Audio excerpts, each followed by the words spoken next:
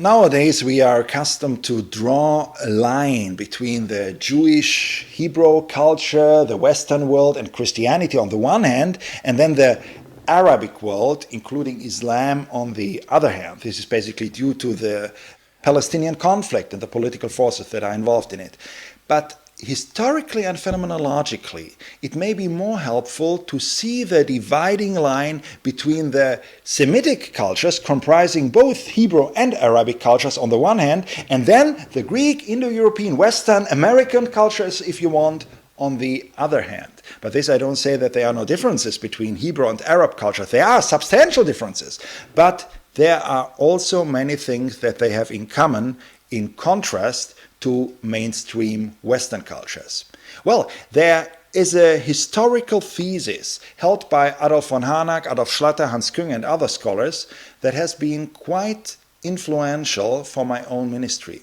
This thesis basically states that after the destruction of Jerusalem under Hadrian in 132 and the escape of all Christian Jews to the east, the early church was almost completely isolated from its Jewish soil. So the Church of Jews, which had become a church of Jews and Gentiles, now became a church almost exclusively of Hellenistic Gentiles.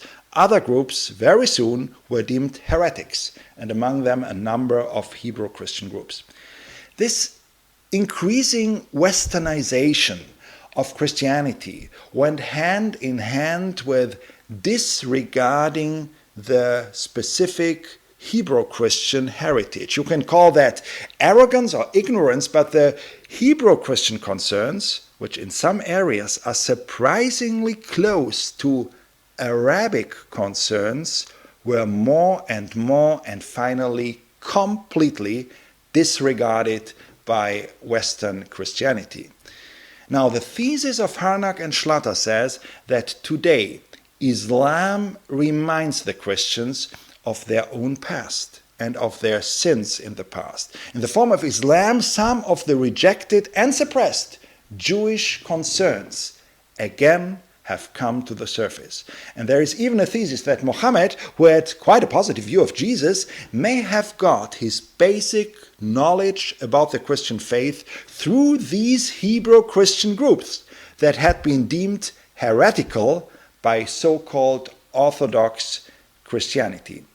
Without going into detail here, but if we see the modern and increasing hatred of many Muslims against the West and against Christianity, in this light, you get completely different glasses through which you perceive the clash of civilizations that without any doubt has already started in front of our eyes.